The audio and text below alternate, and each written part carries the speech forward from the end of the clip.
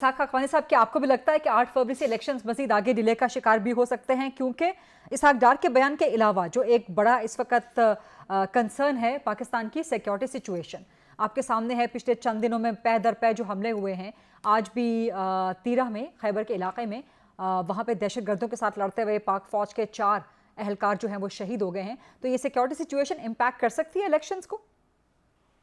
मेरे ज़ाती ख्याल में और जो मेरी थोड़ी बहुत सी समझ है, मैं नहीं समझता कि इलेक्शन इससे आगे जाएंगे, क्योंकि इलेक्शन एक मुत्तफिका सारे इदारों का, सुप्रीम कोर्ट का भी उसमें खैर उन्होंने अपनी जजमेंट में जो भी लिखा, मगर कम अज कम उनके है तो ख्याल में और उनके कहने पे हुआ है, और प्रेसिडेंट भी इस पे हैं, बाकी जमातें भी, कोई किसी ने इतराज नहीं किया।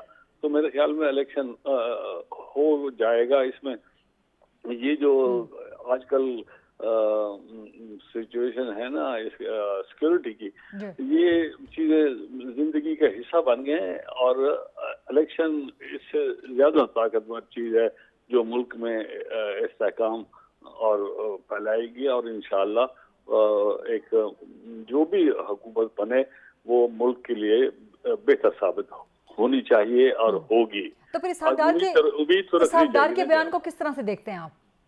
मैं ये जो है ना ऐसे बयान, वो ऐसे वो लोगों में एक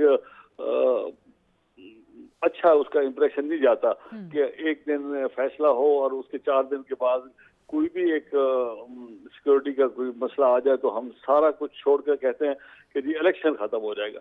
भाई बाकी चीजें भी तो जिंदगी की चल रही है ना जी, तो ये भी एक हिस्सा है और कानूनी चीज है। पहले डिले हो चुकी है तो इलेक्शन हो जाए और होना चाहिए। इसमें शोएब शाहीन की तरह आप भी समझते, शोएब शाहीन साहब की तरह आप भी समझते हैं कि इसहाक डार का बयान सुप्रीम कोर्ट जाना चाहिए, क्योंकि चीफ जस्टिस खुद कह चुके हैं कि कोई इबहम क्रिएट ना करे इलेक्शन की डेट पे? मेरा नहीं ख्याल कि सुप्रीम कोर्ट के पास बहुत सारे मसले मसाइल हैं, इतने सारे। उन्होंने इस चीज में भी अपने आप को नहीं रखा, डेट के सिलसिले में भी आप उनके जो 8-10 पेज का उन्होंने ऑर्डर निकाला है, उन्होंने उसमें ये नहीं कहा कि हम ये चाहते हैं। उन्होंने कहा कि हमारे कहने पे इन लोगों ने आपस में फैसला किया और ये ठीक है।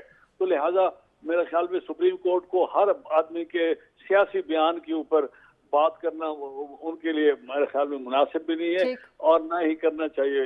ये क्यों एक बदगुमानी, इतनी अच्छी खबर आ गई है, सारा कुछ हो रहा है, अब हम उसके ऊपर बदगुमानी करें कि जस्ट बिकॉज एक ओहदेदार ने किसी पार्टी के एक कुछ चीज बात कर दी है। राइट।